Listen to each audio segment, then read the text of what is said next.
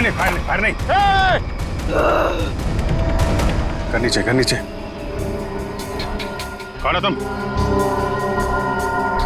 क्या कर रही थी उस घर के अंदर? हसिया नीचे फेंको। टीना को तुमने मारा था ना? आकाश का है? धीरे बोलो, वो सुन लेगी। वो तुम्हारे पीछे खड़ी है।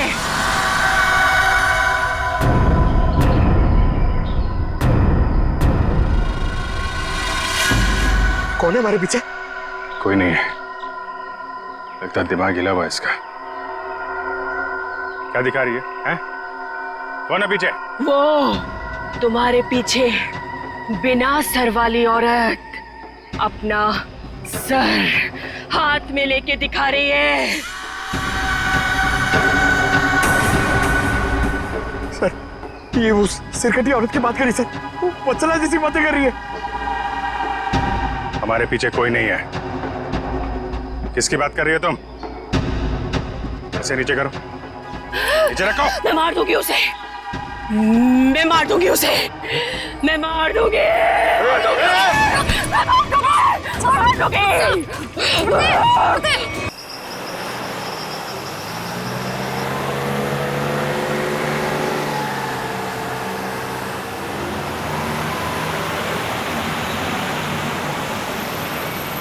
ये तो हमारी गाड़ी है।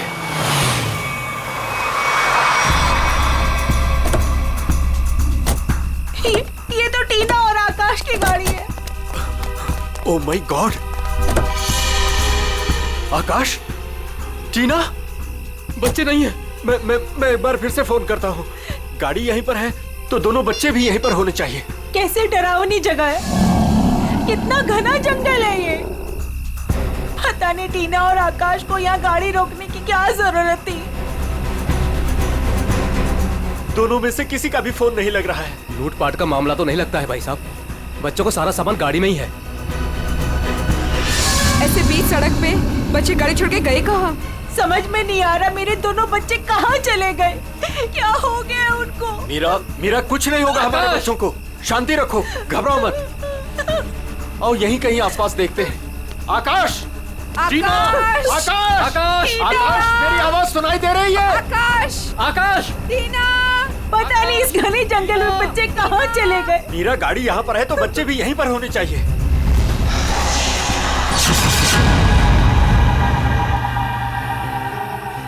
भाई साहब, कहीं कोई कुछ भी नहीं है वहाँ। यहाँ पर भी नजर नहीं आ रहा है। सन्नाटा। चुप हो जा।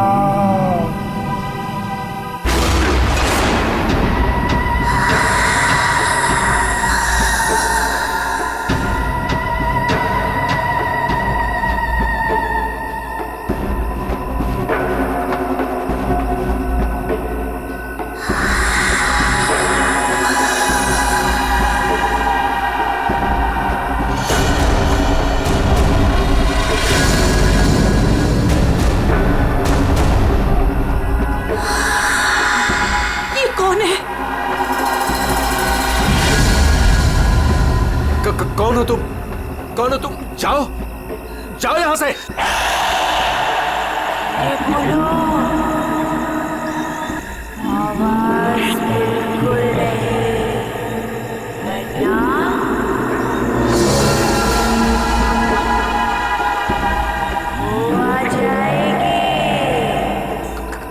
कौन आ जाएगी?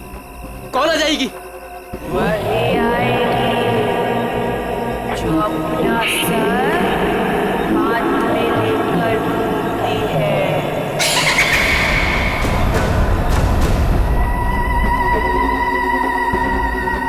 आ जाएगी। चलो कौन है? जल्दी चलो गाड़ी में बैठो जल्दी।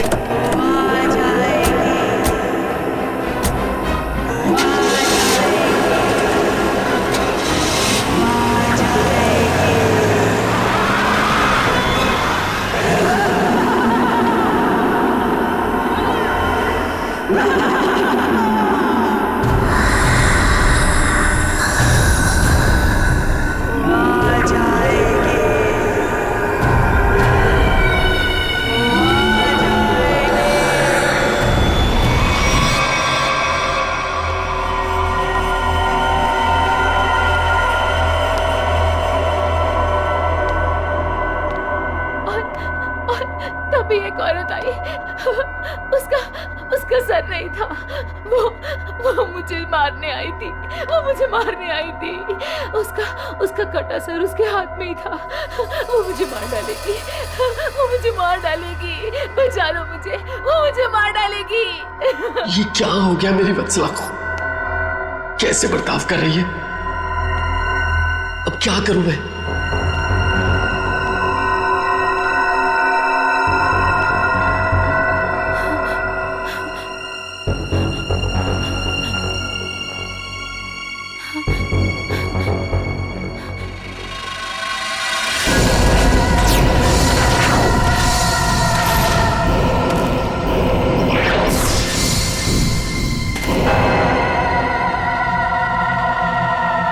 सर, उसके बाद क्या हुआ? उसके बाद वो कटे सर वाली औरत मेरी तरफ घूम गई। मैं डर की वजह से पीछे हट गई।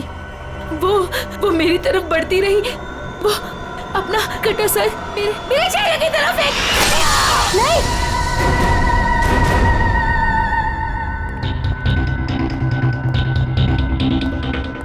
डॉक्टर साहब, क्या हुआ है मेरी वाइफ को? मिस्टर नमित, देखिए ना डॉक्टर साहब के साथ क्या किया वत्सला जी ने। 10 इंजेक्शन दे चुका हूँ शांत करने के लिए, लेकिन कोई असर ही नहीं हो रहा। लेकिन हुआ क्या है वत्सला को? इनका दिमाग एक सरकटी औरत के बारे में सोच रहा है। उसकी चाल टाल, उसका रवैया और पता नहीं क्या क्या इसके दिमाग में घुस गया है। Oh my God! डॉक्टर साहब, मेरी वाइफ ठीक तो हो जाएगी ना? कुछ कह नहीं सकते, लेकिन ये चेंजेस आपने इनमें कब महसूस की?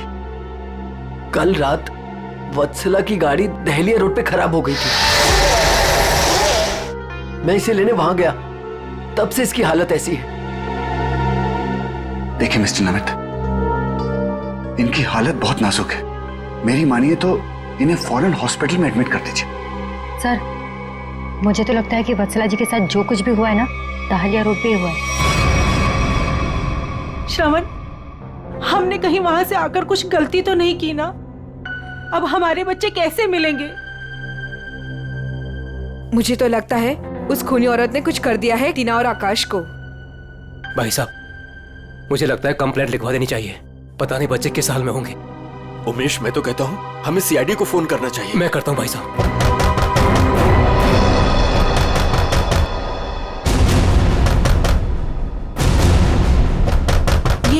इस तरह से दरवाजा कौन पीट रहा है? मैं देखता हूं।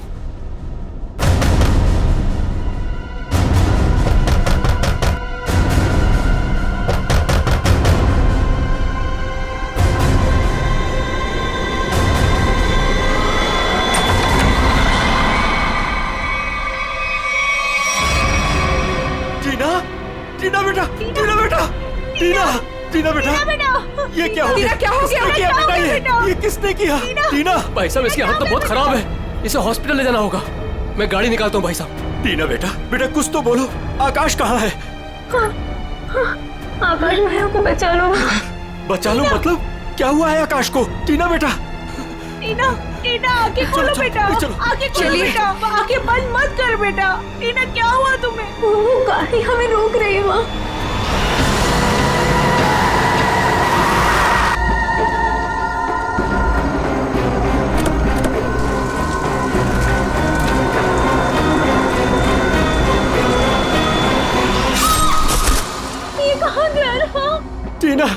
टीना बेटा, आंखें खोलो बेटा। टीना, तुम हमें छोड़ के नहीं जा सकती।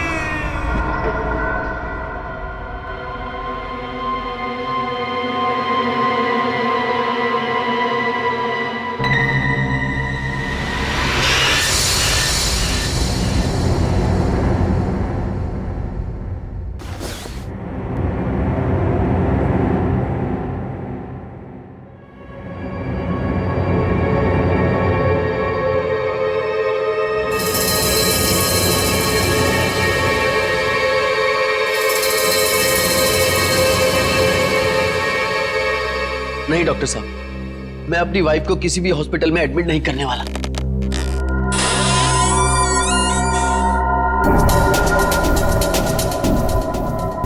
आपसे पहले भी 4 और डॉक्टरों ने मुझे यही एडवाइस दिया है। अब मेरी वत्सला का इलाज मेरे घर पर ही कीजिए ना डॉक्टर साहब।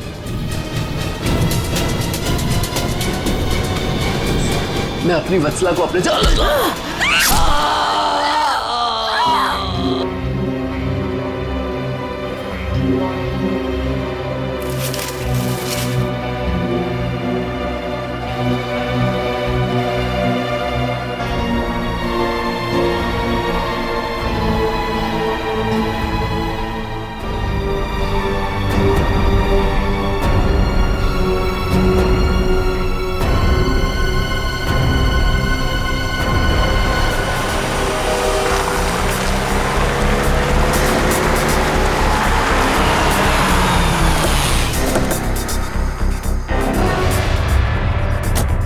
आइए इस तरफ, यहाँ पर आइए। यही घर है ये।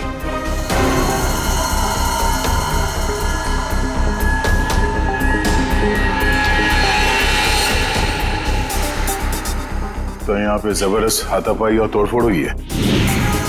चारों तरफ खून, सामान बिखरा पड़ा है। मिस्टर अमन, आपको कल रात ही हमें खबर कर देनी चाहिए थी। लेकिन सर, नमित के शरीर पर इतना खून देखा कि मैं डर गया था। हाँ सर। ये जिस किसी भी हथियार से विक्टिम पर हमला किया गया है, वो हथियार काफी तेज धार वाला होगा। सालूंके साहब, आपको कैसे पता चला? ये देखो, ये छोटी छोटी बूंदें देख रहे हो खून की, ये एक धार नहीं, सीधी। सर लगता है किसी चाकू या छोटे खंजर का इस्तेमाल किया गया है। पता नहीं जिसको भी इसने मारा है वो जिंदा है या नहीं। और ये खून से सने हुए पांव के निशान तो घर के अंदर की तरफ जा रहे हैं। तो यहाँ पर नमित के अलावा कोई और भी रहता है क्या? हाँ, उसकी वाइफ। ओह माय गॉड, उससे तो कुछ नहीं हो गया। भाभी जी, देखो सर,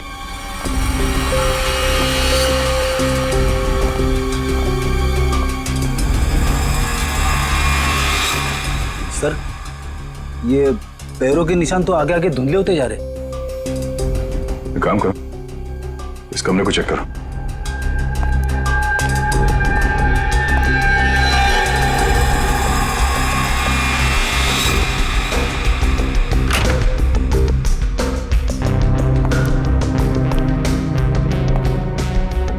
बेड पर तो कोई खून नहीं।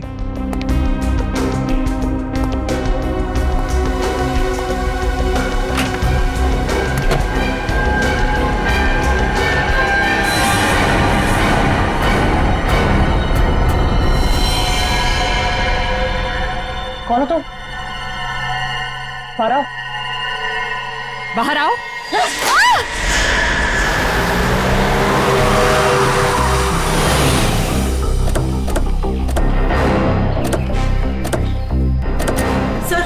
सर यही है मेरी टीना और आकाश की गाड़ी। यहीं पर मेरे बच्चों पे वो मुसीबत आई थी।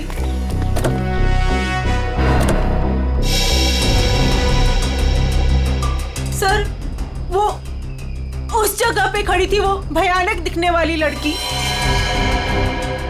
हाँ सर उसी ने हमारी बेटी को मार डाला है और वही हमारे बेटे आकाश को लेकर गई है। सर गाड़ी के अंदर तो सब ठीक ठाक ही लग रहा है। और सर हाथापाई के भी कोई निशान नहीं। अच्छा, यहाँ सड़क पे भी जैसा लग नहीं रहा है कि कुछ हुआ है। क्या टीना ने एग्जैक्टली क्या कहा था? सर वो बता रही थी कि आकाश को बचा लो। बचा लो मतलब क्या हुआ आकाश को? वो ठीक तो है ना बेटा?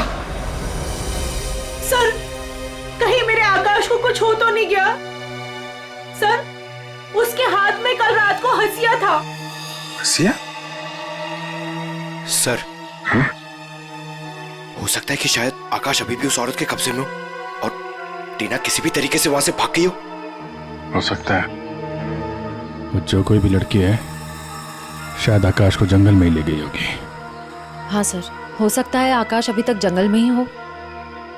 चल के देख लेते हैं। सर हम भी चलते हैं आपके साथ। नहीं, आप लोग यहीं रुकिए, जंगल थोड़ा खतरनाक है। एक्चुअली आप लोग घर जाइए, कुछ भी पता चलता आपको फोन कर देंगे। ओके ठीक है सर।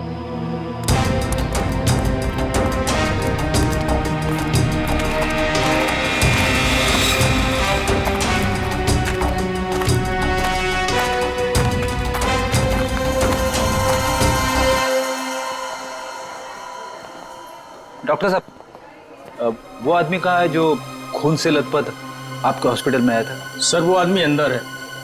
तो अब होश में है या अभी भी बेहोश है?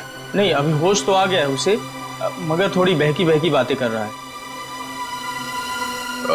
क्या हम उनसे मिल सकते हैं? जी बिल्कुल, आइए।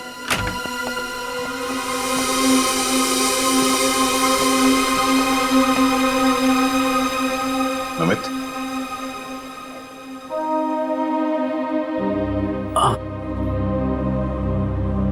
कौन? हम लोग सीआईडी से हैं। क्या तुम बता सकते हो कि ये तुम्हारे साथ कैसे हुआ? मार डाला मुझे। मेरी वत्सला ने मुझे मार डाला। पूछिए अमन से। मुझे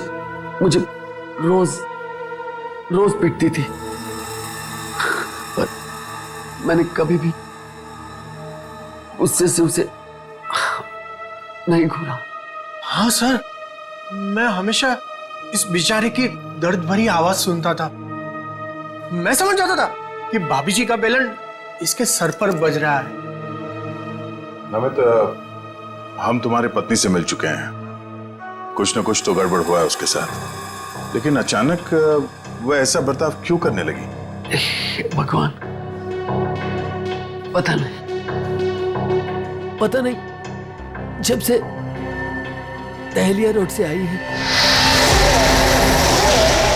किसी सरकटी औरत के बारे में बात करती है और किसी पर भी टूट पड़ती है, जैसे जान ले लेगी वो किसी की भी।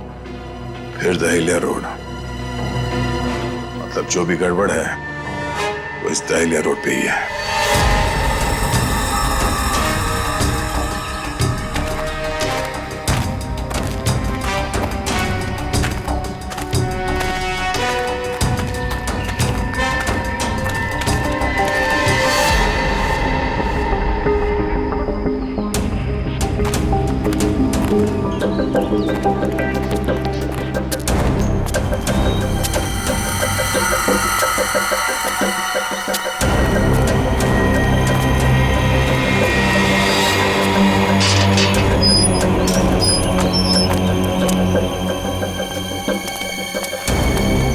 ये तो बिल्कुल हॉरर फिल्म की तरह बंगला है, जंगल के बीच में इतना सुनसान। लगता है ये टीना और आकाश इसी घर में आए होंगे।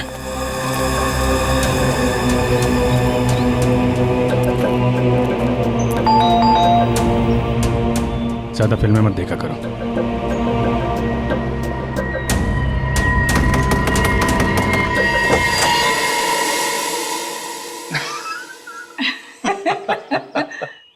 बहुत अच्छा लगा। इतने सुनसान जंगल में भी कोई हमें मिलने आया। एनीवेज, मेरा नाम डीके है और ये मेरी धर्म पत्नी रागिनी। अरे आइए ना आप लोग, अंदर आइए, बाहर क्यों खड़े हैं? प्लीज आइए आइए आइए। सर, ये लोग तो बहुत अजीब हैं। ये तो हम लोग से ऐसे बात कर रहे जैसे हम लोग इनके रिश्तेदार हैं। काफी अच्छा घर है। Thank you. आसपास दूसरा कोई घर नहीं दिख रहा है, तो इतने सुनसान जंगल में आपने घर बनाया? बनाया नहीं है सर, खरीदा है। वो क्या है ना कि हम दोनों पति पत्नी एक कलाकार हैं और अपनी सोच के आकार को पूरा करने के लिए हमें शांति और एकांत की सख्त जरूरत रहती है। जी हाँ सर, यही हमारा घर भी है और हमारी दुनिया भी है। और हाँ, आपको एक बात और बताना चाहूंगा। हम लोग रहते जरूर इस सुनसान इलाके में हैं, लेकिन कला के क्षेत्र में हमारा बहुत बड़ा नाम है। अच्छा। कब खरीदा आपने ये घर?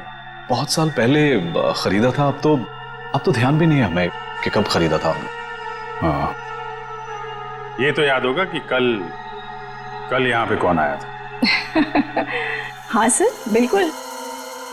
लेकिन कल तो यहाँ कोई नहीं आया था सर। ये फोटोज देखिए, ध्यान दीजिए और सोच के बताइए, क्या इन दोनों में से कोई भी कल यहाँ आया था? नहीं मैडम, इनको हमने पहले कभी नहीं देखा।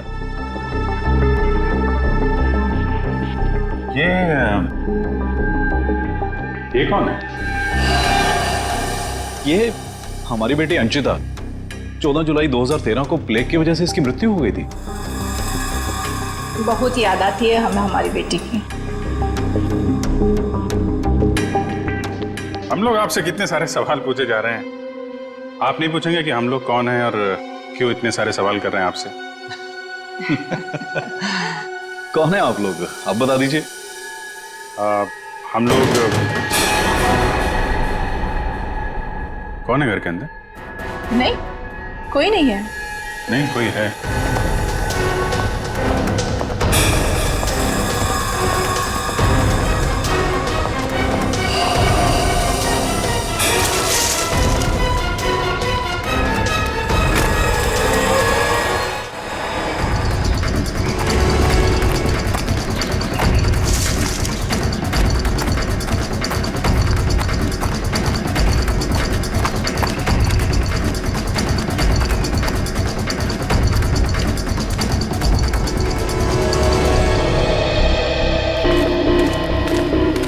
आया तो इस तरफ ही था।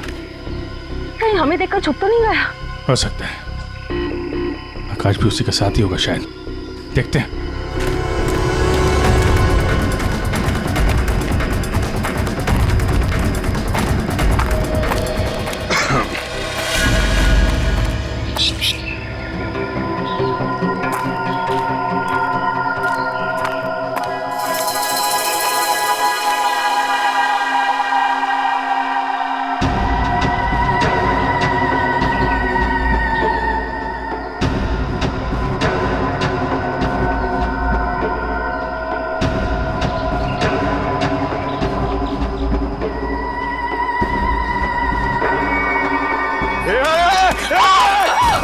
नहीं, फायर नहीं। कर नीचे। कौन है तुम? क्या कर रही थी उस घर के अंदर? हसिया नीचे फेंको। टीना को तुमने मारा था ना? आकाश का? धीरे बोलो, वो सुन लेगी। वो तुम्हारे पीछे खड़ी है।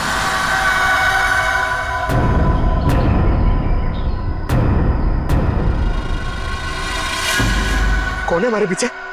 कोई नहीं है, लगता दिमाग हिला हुआ इसका। क्या दिखा रही है, हैं? कौन है पीछे? वो तुम्हारे पीछे बिना सर वाली औरत अपना सर हाथ में लेके दिखा रही है।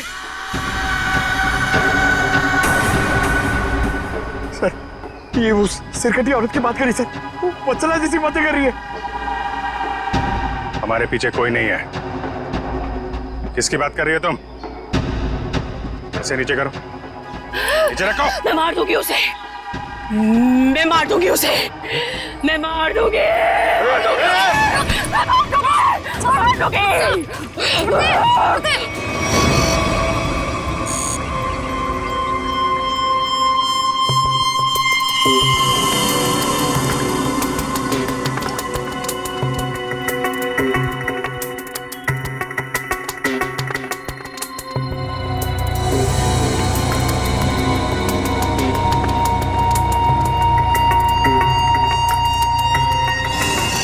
डॉक्टर मल्लिका, आप भी वही सोच रही हैं जो मैं सोच रहा हूँ?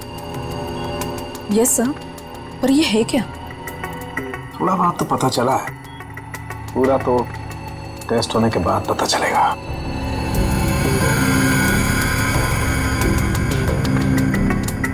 सर, मुझे लगता है कि आप ये कलर एरिया देख रहे हैं, ये ब्रेन टेल की नर्व्स की तरफ आ रहा है।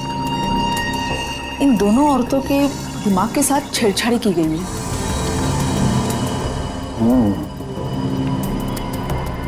सर, इनकी याददाश्त से छेड़छाड़ की गई है। इनको कोई नेचुरल रोग या दिमागी बीमारी नहीं, इनकी तो मेमोरी ही बदल दी गई है।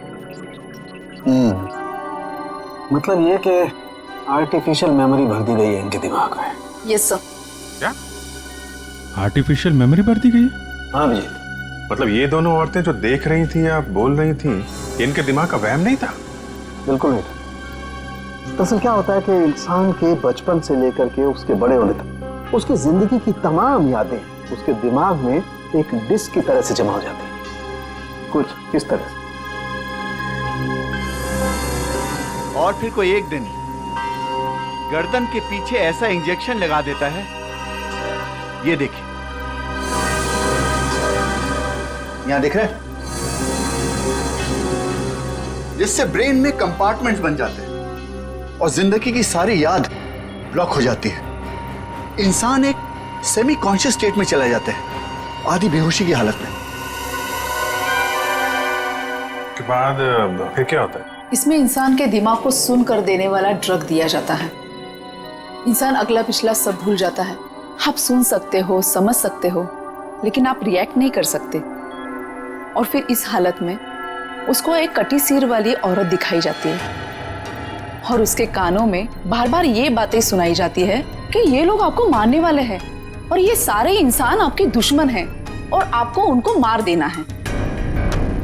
और ड्रग के असर की वजह से दिमाग कुछ इस तरीके का दिखाई देने लगता है। हर याद को दबाकर, सप्रेस करके उसे सिर्फ उतना ही हिस्सा याद करने के लिए दिया जाता है जितना कि बेहोशी की हालत में उसे सुनाया या दिखाया गया था। सर, यानी कि इन दोनों औरतों ने सच में एक सरकटी औरत को देखा और होश में आने के बाद दोनों को सिर्फ उतना ही याद? बिल्कुल।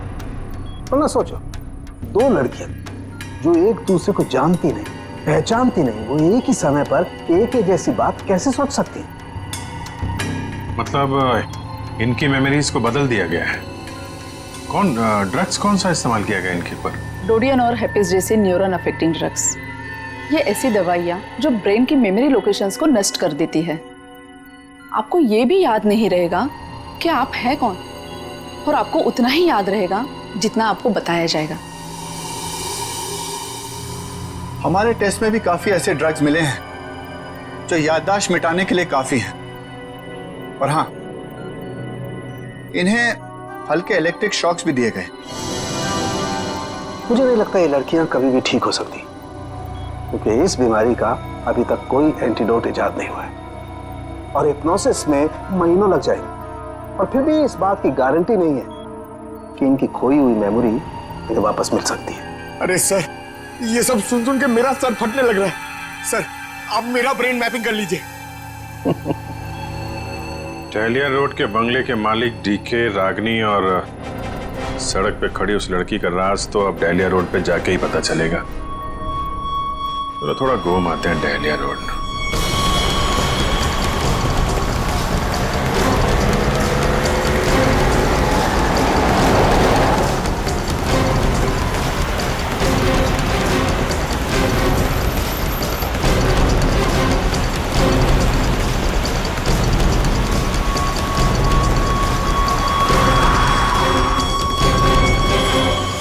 ये हमारी बेटी अंचिता, 14 जुलाई 2013 को प्लेग की वजह से इसकी मृत्यु हो गई थी। ये तो वही लड़की है, डीके और रागिनी की मरी हुई बेटी। मेरी मदद कीजिए प्लीज। कैसी मदद? मेरा मतलब क्या मदद चाहिए आपको? मेरे मम्मी पापा अचानक से बेहोश हो गए। मैंने बहुत कोशिश की उन्हें उठाने की, पर वो नहीं उठे। कहाँ है कहाँ आपके मम्मी पापा? घर पे आके देखिए ना प्लीज, पास में है। चलिए आइए। कहाँ पर है? चलिए। अच्छा, इन नाम से कोई भी रजिस्ट्रेशन नहीं? ओके ठीक है, थैंक यू सर। सारे पेंटर्स एसोसिएशन में फोन कर लिया सर, मगर डीके और रागिनी के नाम से कोई भी रजिस्ट्रेशन नहीं। सब कुछ झूठ बोला उसने। मुझे तो लगता है कि उसने अपना नाम भी गलत बताया है। जयवंती, कुछ पता चला? नहीं सर, अभी तक कुछ भी नहीं पता चला। मगर सर, कितने कॉन्फिडेंस से झूठ बोल रहे थे दोनों। लगता है सर अब एक ही रास्ता बचा है, उन्हीं से सच उगलवाना पड़ेगा। नहीं जयवंती, पहले उसकी सारी डिटेल्स निकालते हैं, फिर उठाते हैं उसे। लेकिन सर पता कैसे चलेगा? एक काम करो, दहलिया हाउस में जो इनकी तस्वीरें खींची गई थी उन्हें क्रिमिनल डाटाबेस से और मिसिंग केस फाइल से मैच करवा के देखो, शायद असलियत सामने आ जाए। आइए। यहाँ इतनी रोशनी कम क्यों है? वो घर आबादी से दूर है ना, इसलिए वोल्टेज थोड़ा कम है। ये देखिए। दोनों एक साथ कैसे बेहोश हो गए? कहीं इस लड़की ने तो कुछ नहीं कर दिया?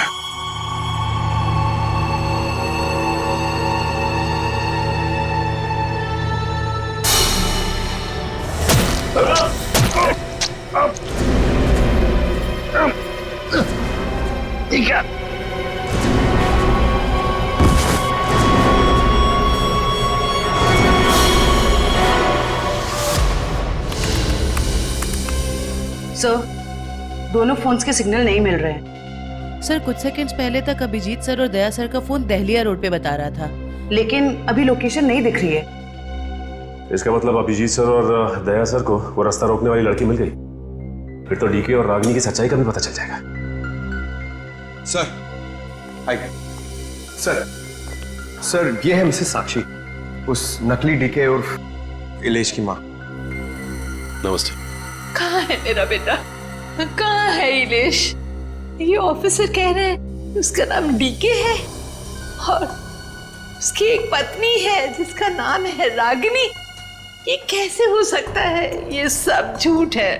जी नहीं, ये सच है। एक छानबीन के दौरान आपके बेटे और उस औरत से मुलाकात हुई हमारी, जो अब डीके और रागिनी बने बैठे, और उसी छानबीन में मिसिंग कंप्लेन से उनकी सच्चाई भी पता चली। मैम, आप हमें बता सकती हैं कि आपके बेटे इलेश ने अपना नाम बदल के डीके क्यों रख लिया? मेरा बेटा अपना नाम क्यों बदलेगा? मुझे इस बारे में कुछ नहीं पता। देखिए माताजी, वो रागिनी और नीता के साथ में कहीं छुपा हुआ बैठा है। अब ये औरत को जानती है? ये लड़की कौन है और कैसे मेरे बेटे की जिंदगी में आई, मुझे कुछ नहीं पता। देखिए मैडम, उस औरत के माँ बाप तो मर चुके हैं। बस आप ये बता सकती हैं कि जुलाई 2013 से पहले ऐसा क्या हुआ था जो आपका बेटा घर छोड़कर चला गया? नहीं, मेरा बेटा घर छोड़कर नहीं भागा था।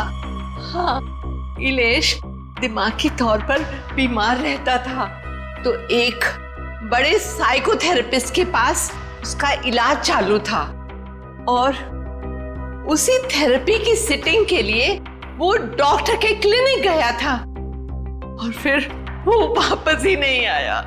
अच्छा मैम, ये बताइए कि नाम क्या है इस थेरेपी क्लिनिक के डॉक्टर का?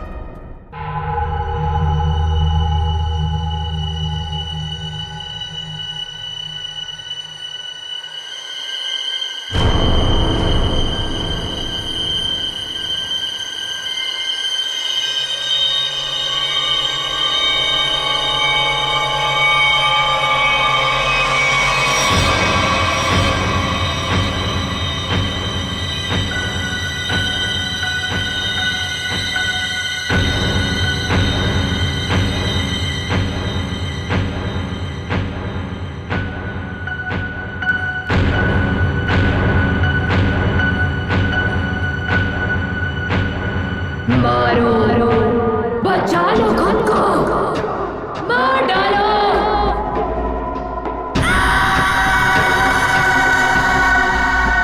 मारो, मार डालो, सब दुश्मन है तुम्हारे।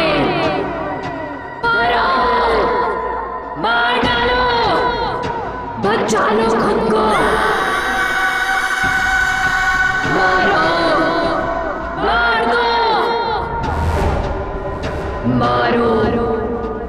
मार दो, सब दुश्मन है तुम्हारे। उठा लो हथियार, उठा लो हथियार, मार दो। समझ में नहीं आ रहा कि इन सबके पीछे एक डॉक्टर हो सकता है। देखते कहाँ का तार कहाँ जाके जुड़ा है सर, बहुत लंबा जाल फैलाता है सर। आज सारे तार कट जाएंगे इसके।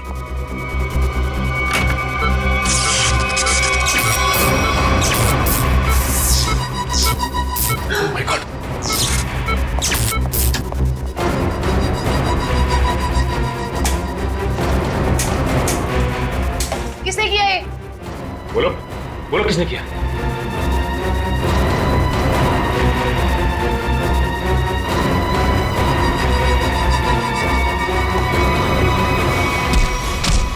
बता कौन है इन सबके पीछे? तुम उस बिना सर वाली औरत के साथ मिले हो ना?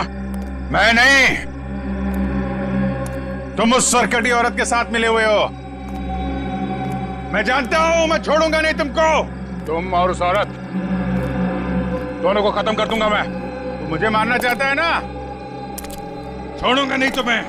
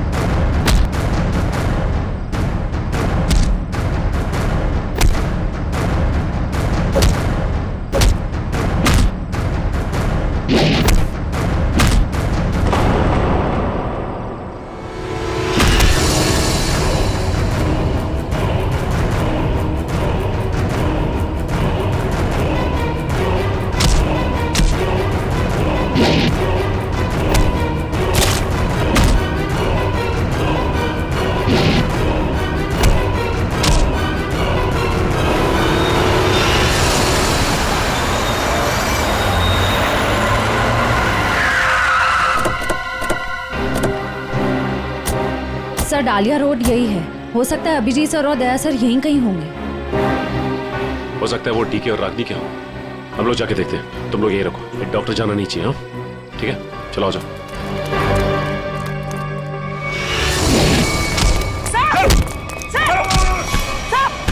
अभिजीत सर, क्या कर रहे हो आप लोग? क्या कर रहे हो आप लोग? संभालो। क्या कर रहे हो? अभिजीत सर, क्या कर रहे हो? प्लीज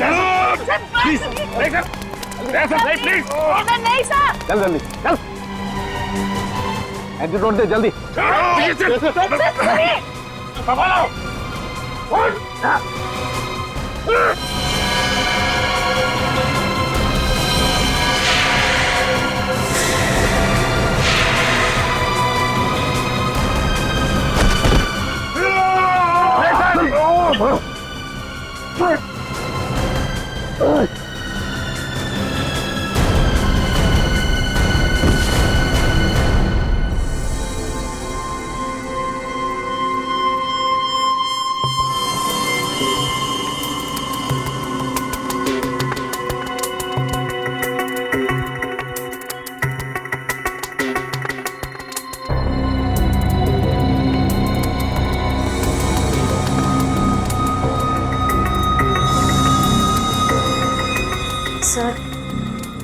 सर सब ठीक तो है ना? एंटीडोट ने असर शुरू कर दिया, थोड़ी देर में होश आ जाएगा दोनों को।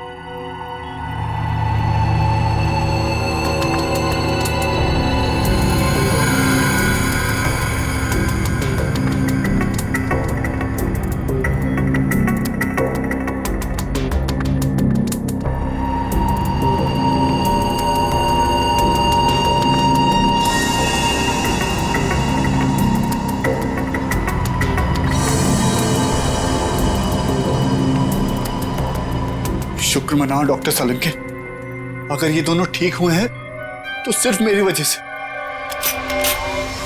अगर अपने दिमाग का सही इस्तेमाल किया होता ना, वो एक मुजरिम की तरह इस हालत में नहीं खड़े होते, समझे?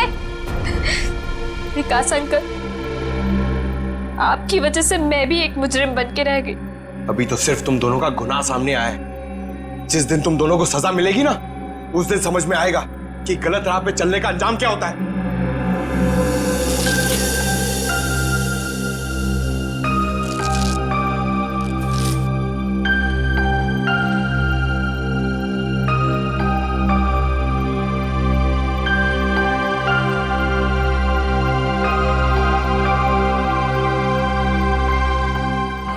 दहलिया रोड वाले बंगले पे? नहीं यार, न्यूरो सेंटर में है भाई।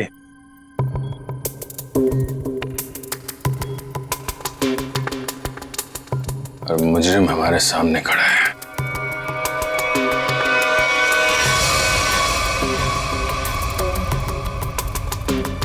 अच्छा एक बात बताओ, तुम्हें अभी वो कटी हुई सिर वाली औरत और वो भयानक आवाज से तुम ही सुने थे? सर वो तो उस वत्सला के दिमाग में था, और वो जंगल वाली लड़की के दिमाग में भी वो जो हंसिया लेके घूम रहे थे।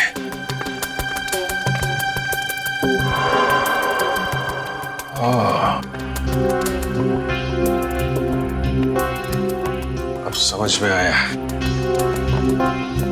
संचिता के माँ बाप ने भी हम लोग को वो ड्रग्स वाला इंजेक्शन लगा दिया था, और हमारे दिमाग में भी ये सारी बातें भरती गई थी। बताओ डॉक्टर विकास, क्यों किया तुमने ये सब? जल्दी बता, वरना हमें तुम्हारा इलाज करना पड़ेगा। क्या बताऊं? डॉक्टर सालुंके ने सब कुछ समझा तो दिया था। मैं दुनिया में तहलका मचाने वाला ब्रेन मैपिंग एक्सपेरिमेंट करना चाहता था। बेहोशी में मैं लोगों को यहां लाता था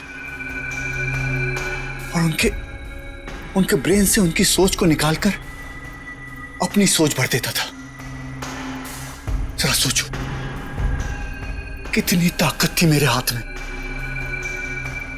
जब वो लोग जागते थे तो उन्हें वही दिखता था, और उनके दिमाग में वही ब्रेन की मेमोरी थी जो मैंने डाली थी। उनका ब्रेन वही करता था जो मैं कहता था। मतलब कि मैं उनके ब्रेन से सब कुछ करा सकता था। और तुम दोनों ने भी तो वही किया ना? और ये अंशिता, इसने भी गुनाह में तुम्हारा साथ दिया था। मैं इनकी भतीजी हूँ, इन्होंने ही मुझे पाला पोसा। डीके और रागिनी मेरे माँ बाप नहीं है। वो घर, डीके, रागिनी, मैं, ये सारा विकास अंकल का बिछाया हुआ एक जाल था। और आकाश, उसके साथ क्या किया तुम लोगों ने? उसकी ड्रग की डोज ज्यादा हो गई थी, उसे ब्रेन हैमरेज हो गया था। उसकी मौत का मुझे बहुत अफसोस है। तुम्हारे जैसा जीनियस डॉक्टर लोगों के दिमाग का गलत इस्तेमाल करने के चक्कर में गुनहगार बन गया। तुम्हारी खोज इंसानियत के खिलाफ है। कानून तुम्हें इसकी जरूर सजा देगा। शायद फांसी होगी तुम्हें।